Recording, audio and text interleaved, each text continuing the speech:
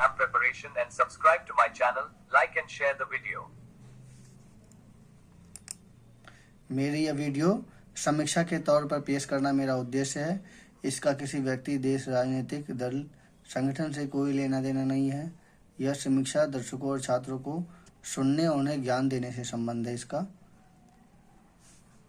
धन्यवाद। भविष्य और उत्तम स्वास्थ्य का आधार। गुजरात के राज्यपाल का प्राकृतिक खेती पर 20वें व्याख्यान। ये आप देख सकते हैं, ये गुजरात के राज्यपाल जी हैं, आचार्य देवव्रत जी हैं। चंडीगढ़ में बयान दिया है। हरियाणा विधानसभा के बजट सत्र का अंतिम दिन बेहद खास था। पानीपत जिले में समालखा कस्बे के गांव पावटी निवासी गुजरात के राज्यपाल आचार्य देवव्रत के आगमन से ने बजट सत्र के आखिरी दिन को खास बना दिया। गुरुकुल कुरुक्षेत्र में करीब 180 एकड़ प्राकृतिक खेती करने वाले आचार्य देवव्रत ने बुधवार को विधानसभा में मंत्रियों, विधायकों और अधिकारियों को न केवल प्राकृतिक खेती के फायदे बताए, बल्कि स्पष्ट रूप से संदेश दिया कि आने वाले पीढ़ियों का भविष्य सुरक्षित करने के लिए प्राकृतिक खेती को अपनाना होगा। आचार्य देवव्रत ने जैविक और प्राकृतिक खेती के अंतर को विस्तार से समझाया। उन्होंने कहा कि जैविक खेती को प्राकृतिक खेती समझने की भूल नहीं करनी चाहिए। प्राकृतिक खेती सुरक्षित भविष्य और उत्तम से उत्तम स्वास्थ्य का आधार है।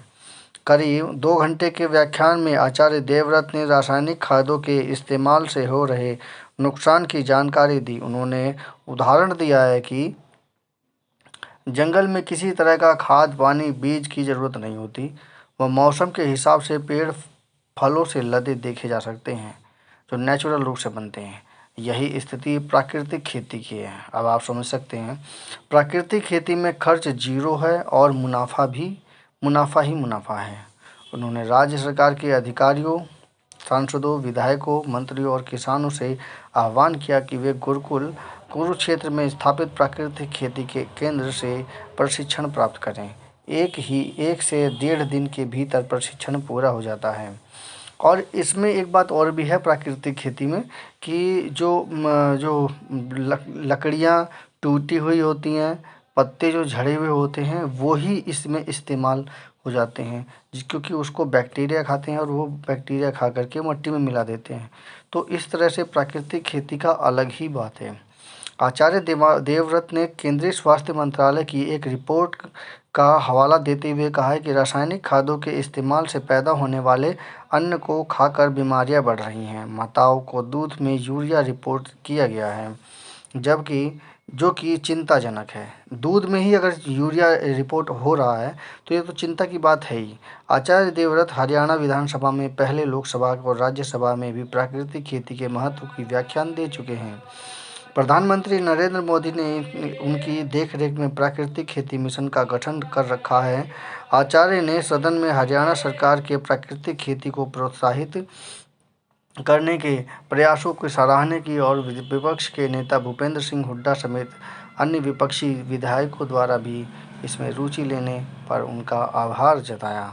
राज्यसभा में कहा है कि प्राकृतिक खेती मानव कल्याण का विषय है, जिसे दलगत राजनीति से ऊपर उठकर स्वीकार करना चाहिए। उन्होंने विधायकों से कहा है कि वे अपने अपने क्षेत्रों के गांव में किसानों को प्राकृतिक खेती करने की ओर प्रेरित करें। इससे आने वाली पीढ़ियों का भविष्य सुरक्षित होगा। व्याख्यान खत्म होने के बाद कृषि मंत्री श्याम सिंह राणा, संसदीय कार्य मंत्री महिपाल ठाडा, विधायक घनश्याम दास अरोड़ा, बलराम दागी, रामकरण काला, डॉक्टर रघुबीर कादियान, सतपाल जाबा और सुनील सतपाल